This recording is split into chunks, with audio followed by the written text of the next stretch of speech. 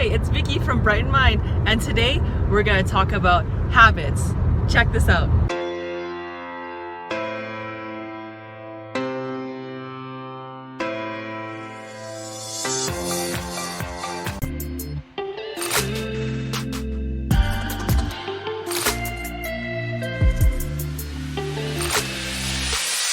Today we are going to be talking about habits with my one and only oh shoot, it's acting all weird.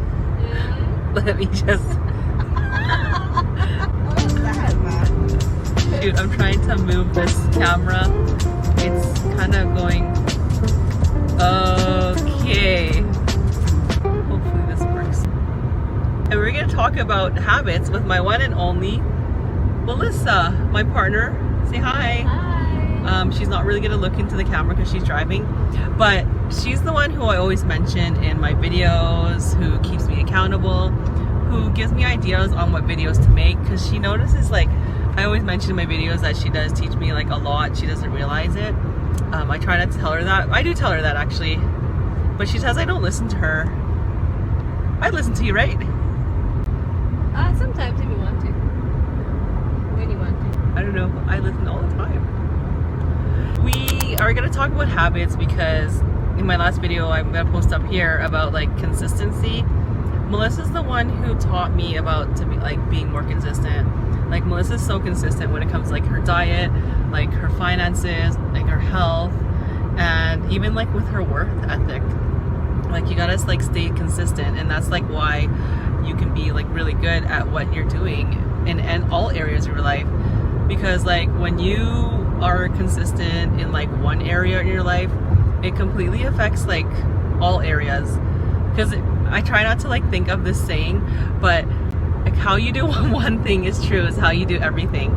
So when I'm lacking in like one area of life, it definitely affects like certain areas of other places and things in my own life.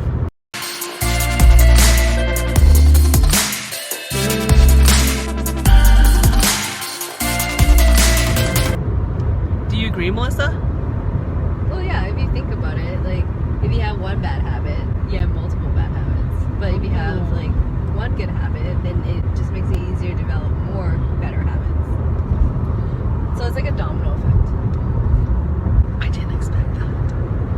That's a really good thing to think about. Maybe we should have her more on the channel. I think we should. She gives me a lot of ideas. Like, I didn't even expect her to say that. That was pretty cool. Like sometimes like wow, sometimes I think when I read, like she like absorbs it because she just like says stuff that just like makes a lot of sense. But then yeah, it is her own work ethic and just like her being with habits.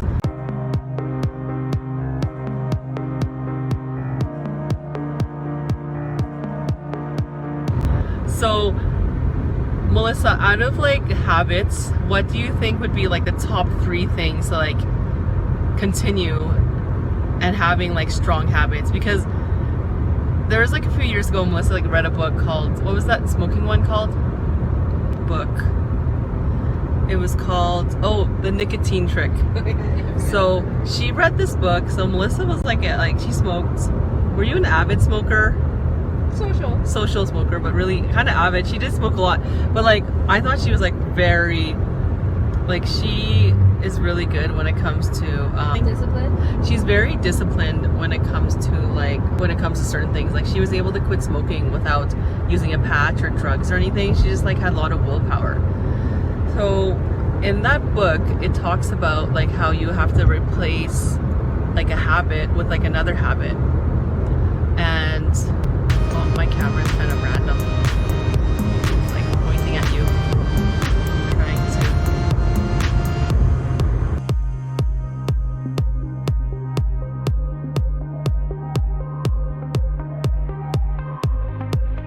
Come back at me. Kind of sideways. And you have to replace a habit with like another habit. Oh, those are nice views. Let's check it out. Is that how you are with your habits? Ooh, that's even better. Yeah.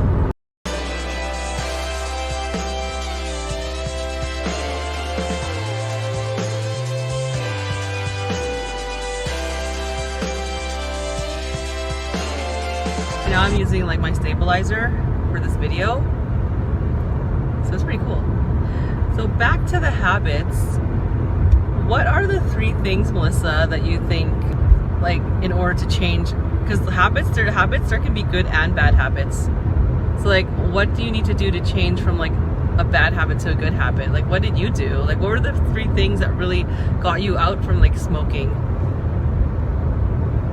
First of all, you have to have like a aha moment, right? Of like why you want to start something or why you want to stop it. Then you gotta set goals to it, and you have to have the discipline and like take the emotion out of it, and let your body and yourself develop like different routines and things. And then eventually, if you just let your body function the way that you want it to, then you don't even have to think about it. That's a habit. Wow, that was really good.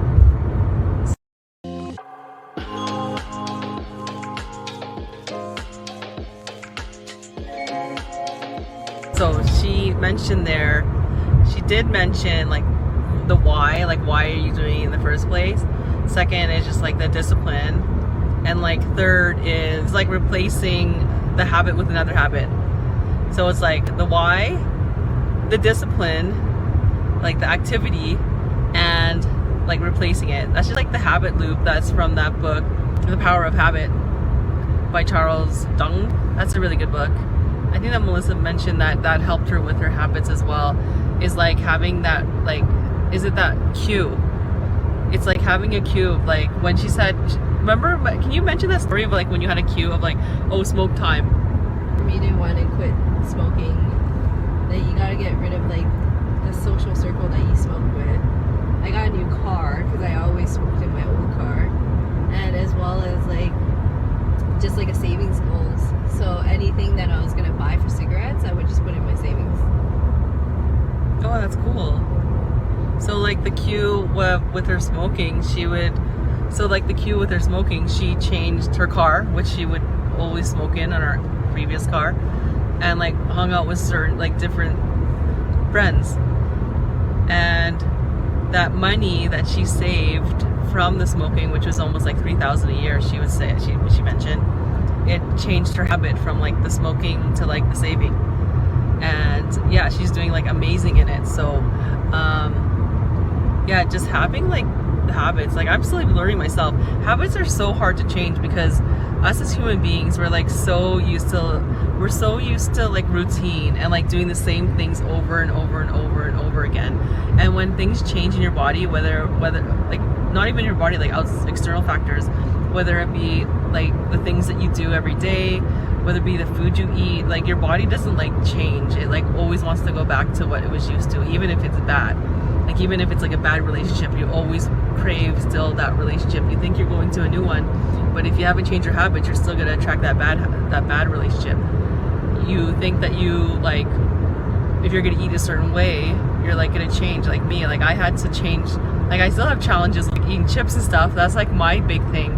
But like my cue is like, I feel like, what do you think I've changed maybe with my cue, which comes to chips? Because I'm like, stop having in the house, because then what's the point of going down the chip aisle and being like, oh, okay, it's on sale, and then having it in the house, and you'll be like, oh, it's in the house, okay, just a little bit. Like, why yeah. you put yourself through that? Yeah, so we haven't had like chips in probably a week. I'm just joking. Not a week. I didn't like chips. No, probably like a month, I'd say. A week and a half. No, I didn't have chips. Oh yeah, maybe like, yeah, but it's like very low. But before that, it was like almost like a month. So yeah, I try not to have it in the house. So that's like the thing is really good. Is like, don't put yourself in situations where you're gonna, and I know it's tough, especially when you are like used to doing that, like having to go to the store and like, I have that cue of like, ooh, chip aisle, yummy, which I shouldn't be like eating.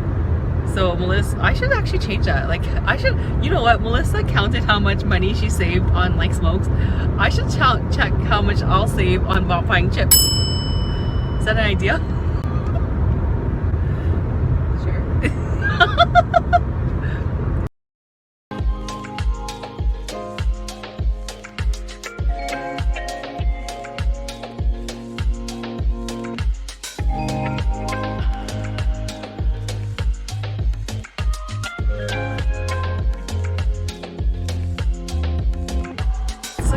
habits is like having that, for one, why, a big why. Same thing as being consistent, is like having a big why as why you're doing it. So with me, I have to remember these basics that even myself, like when it comes to like eating certain things, like a big why is like my health and like wanting to be like, when I do think of things, it's like, what are the whys?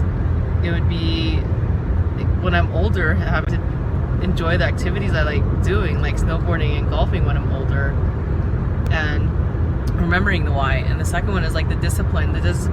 You'll get the discipline when you have a really, really strong why. So that's the second one. And then like the third one is like that activity, like changing that cue of like, instead of like Melissa's example, always getting those smokes versus saving the amount of money, because it's like an activity, a different habit, saving the amount of money she would have spent on smokes. And is there anything I missed, Miss Ho? No, you just gotta keep the emotions out of it. That's your biggest like mood killer there. Yeah.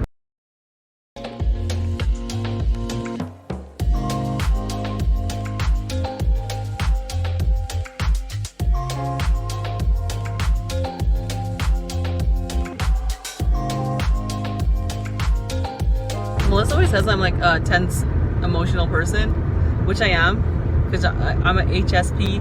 I'm a HSP. Yeah, you know me. HSP is like a highly sensitive person. That's why like I have to like learn to even. That's why I do these certain videos to like even teach myself to better myself. And yeah. Anyways, final thoughts, Miss Ho. No, just commit, stick to it, and eventually that'll form a habit. Yeah, that's exactly. Stick and commit. Stick and commit. If you like this video, please like, subscribe, and comment below if you have any habits you've changed using any of these techniques. Also, if you want another way to help with habits, for example, habits of changing your mindset, click the link below for my free course, Brightened Mind Blueprint. I created this course during the pandemic, and I wanted to give it free to all the people who tune into this channel. Click the link below to get the free course now. Bye! See you in the next video.